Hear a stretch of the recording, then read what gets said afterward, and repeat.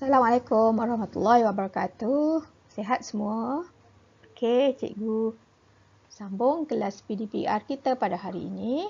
Masih lagi dalam bab 1 iaitu tajuk mikroorganisma. Okey, sebelum cikgu meneruskan pelajaran kita berkaitan dengan mikroorganisma, okey, cikgu nak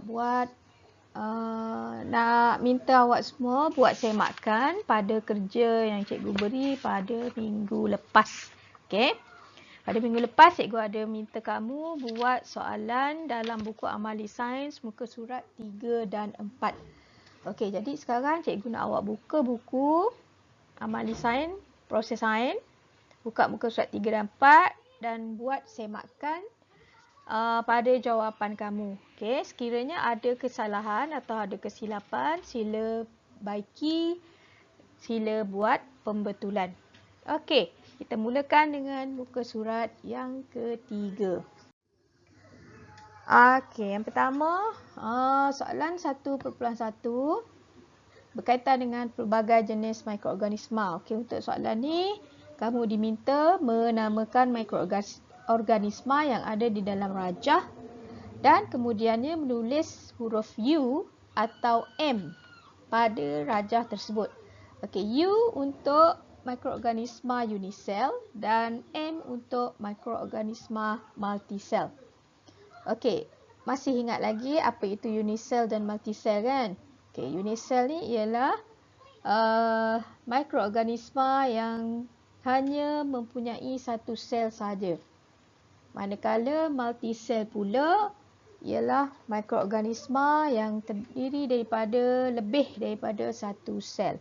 Okey, awak boleh tengok sendiri berdasarkan kepada jawapan cikgu ni, awak boleh nampak A ni ialah mikroorganisma kelas bakteria. Dan bakteria adalah merupakan mikroorganisma unisel. Okey, so kita letak huruf U. Kemudian untuk B, okey, B ini ialah virus. Okey, contoh-contoh mikroorganisma virus. C, okey, kita ada dua gambar. Okey, gambar yang pertama ni, ini adalah yeast dan ini adalah mucor. Okey, yeast mucor. So yeast ialah kumpulan unisel, manakala mucor ialah multisel. So kedua-dua contoh mikroorganisma ini adalah di dalam kelas fungi ataupun kulat.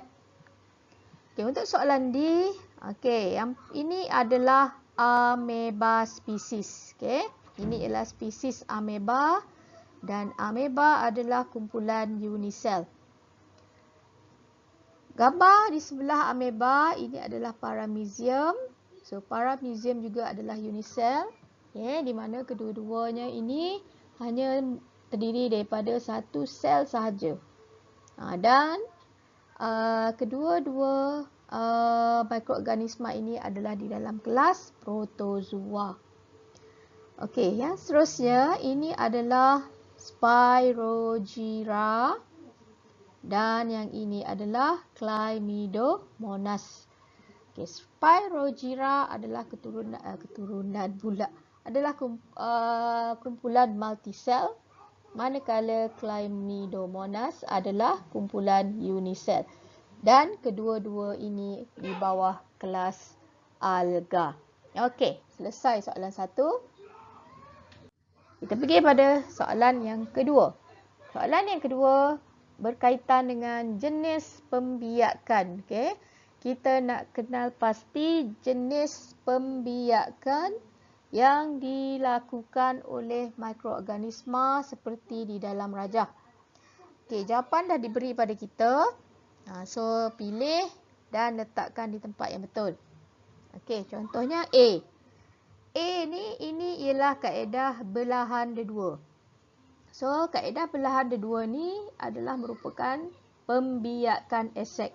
Okey, pembiakan asid masih ingat Pembiakan asid ni ialah pembiakan yang tidak memerlukan gamet. Maknanya tak perlu ada gamet daripada jantan dan tak perlu ada gamet daripada betina. So dia boleh melakukan pembiakan secara sendiri. Dan pembiakan itu dinamakan sebagai pembiakan sek. Jadi contoh pembiakan asek ialah belahan dia dua. Okey, daripada satu mikroorganisma dia terbahagi dua. So dapat mikroorganisma yang baru. So kelas mikroorganisma yang melakukan pembiakan secara belahan dia dua ialah bakteria, ameba. Okey, bakteria, ameba dan juga paramecium. 3 bakteria, ameba, paramecium. Okey. Yang ni ialah pembentukan spora. Ini adalah mucor Okey, ini ialah mucor. Jadi pembentukan spora di mana mucor ni dia ada sporangium ni. Ini ialah sporangium dan di dalamnya ada serbuk spora So bila sporangium ni pecah, spora akan terbebas dan bila dia jatuh dia akan tumbuhlah mucor yang baru. Okey. Seterusnya C. Okey, ini ialah kaedah pertunasan. Okey, ni yang asal. Kemudian bila dia dah matang dia akan tumbuh tunas. So tunas ni dia akan tanggal lalu membentuk yeast.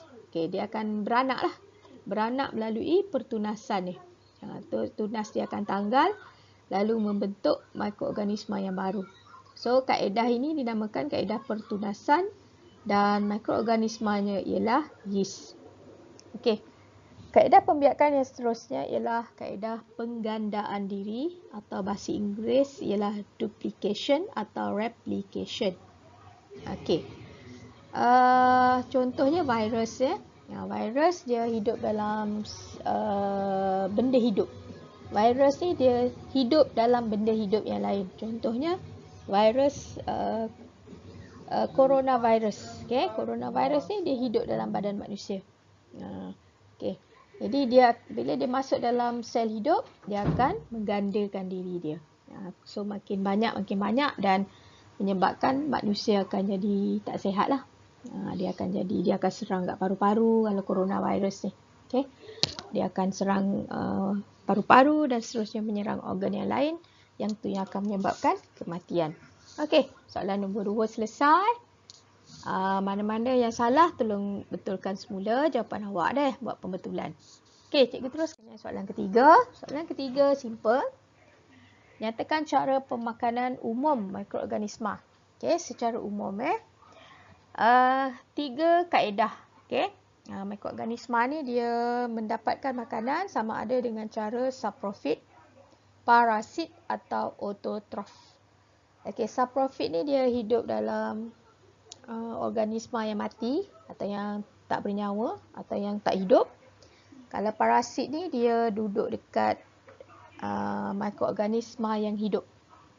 Dan satu lagi ialah autotrof Okey, kalau virus ni dia mesti hidup dalam organisma hidup yang lain.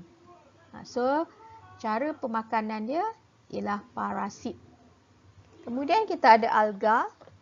Kalau alga, cara pemakanan dia ialah secara autotrof.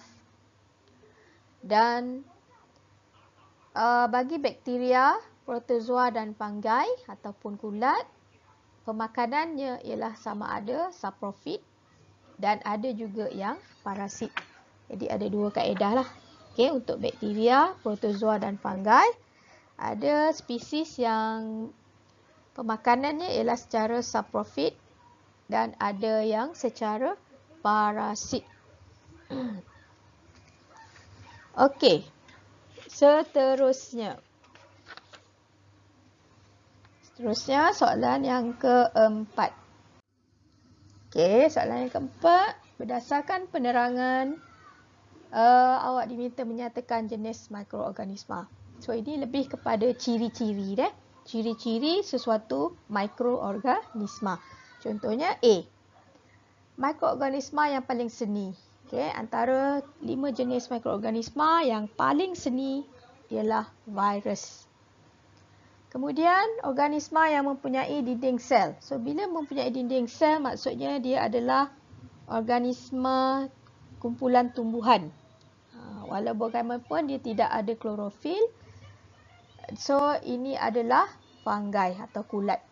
So kulat sebenarnya adalah tumbuhan, spesies tumbuhan, kerana dia ada dinding sel, cuma dia tidak berklorofil.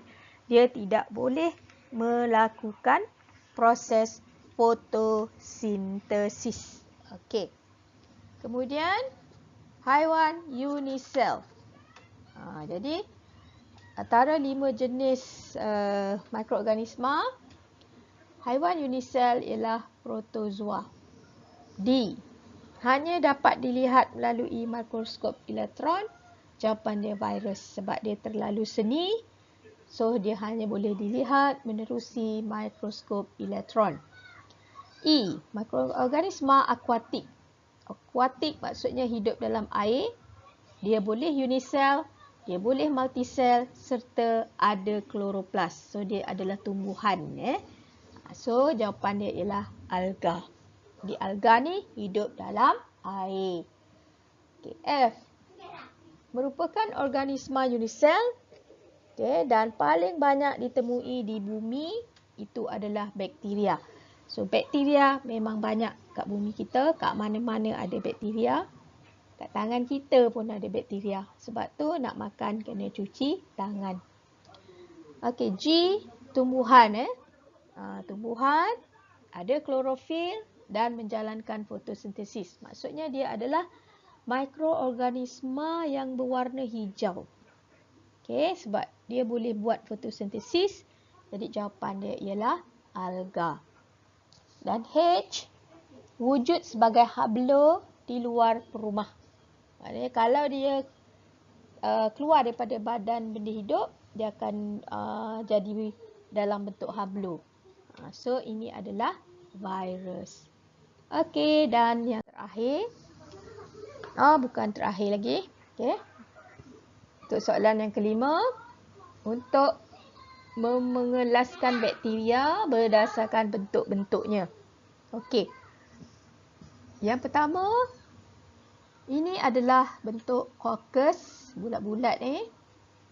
Yang macam cacing ni ialah spirillum.